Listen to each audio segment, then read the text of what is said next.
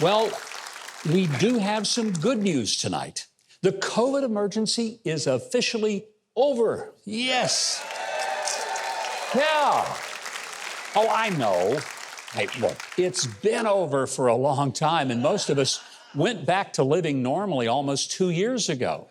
But this week, a bipartisan vote in Congress officially declared the national emergency to be over. Now, President Biden actually had threatened to veto that bill because he really wants to keep telling us how to live. But even a majority of Democrats in the Senate were COVID fatigued enough to vote to end the eternal emergency that for a while made churches stop meeting, permanently closed many locally owned stores and restaurants, and destroyed the education of millions of students across America. When it all started, remember, Dr. Fauci said that we needed to close everything for 2 weeks to flatten the curve. What it really flattened was the American people and their families and businesses and their freedom. And sadly, it flattened our faith in public health officials who repeatedly lied to us and stoked fear and division by forcing us to do meaningless things like wear masks and take repeated shots, scrub our groceries, and stand 6 feet apart. Now, granted, hey, some faces really do look better behind a mask, okay? But the science that we were supposed to finally follow admitted that the masks were as worthless as a milk bucket under a bull. Some of you non-country people are scratching your head. You have no idea what that even means. But so are a lot of other things that we were told by the so-called experts. In other news this week, Budweiser fell into their own vat of suds this past week, and they drowned a gruesome death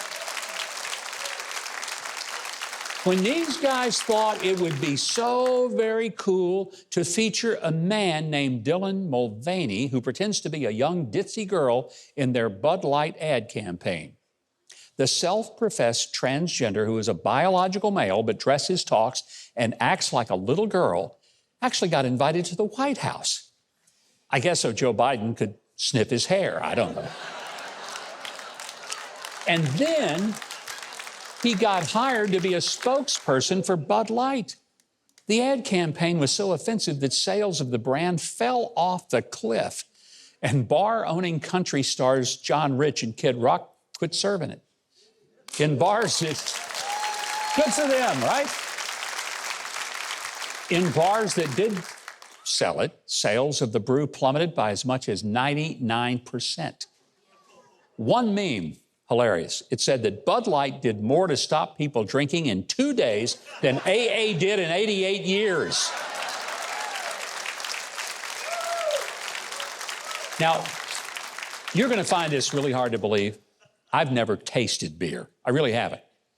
I honestly thought when I was a teenager, somebody handed me some, it smells so bad that I couldn't imagine swallowing it. So it just hadn't affected me, this whole thing with Bud Light. But I do pray that Louisiana iced tea never hires the pretend girl to do an ad for them. Because by golly, I go through about a gallon of that stuff a day, okay? And also this week, right here in Nashville, a couple of Democrat legislators got expelled from the House after causing what Democrats call an insurrection if Republicans do it.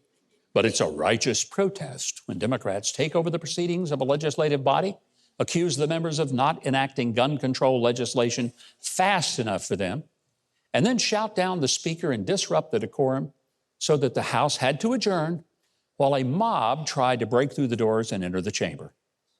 Now, the funniest description of the events from the lunatic left was calling the expulsion a threat to democracy. Actually, I thought the threat to democracy was not allowing the duly elected representatives to carry out their business because you had these clowns disrupting it with bullhorns and shouting out slogans. You know, what we would call an insurrection. I wonder, will Liz Cheney fly into Tennessee to conduct hearings and demand long incarceration of people who led this insurrection? Hey, she doesn't have to. Vice President Kamala Harris slithered into Nashville. so she could meet the disruptors and call them heroes. By the way, she was so busy wet kissing their feet that she had no time to meet with the families of the 3 9-year-olds or the 3 adults who were murdered in cold blood by a transgender activist, or even meet the heroic Nashville police officers who stopped the carnage of innocent kids by taking out the killer. Never even gave them the time of day or a wave. And to quote former President Barack Obama, elections have consequences. And indeed they do. And it is not too early to make sure these crazy people find out the consequences in the next election. If you haven't subscribed to the channel yet, I hope you will now. The button is just below this video, and there's a little bell next to it. If you click on those, YouTube will reluctantly start letting you know when we've got a new video uploaded.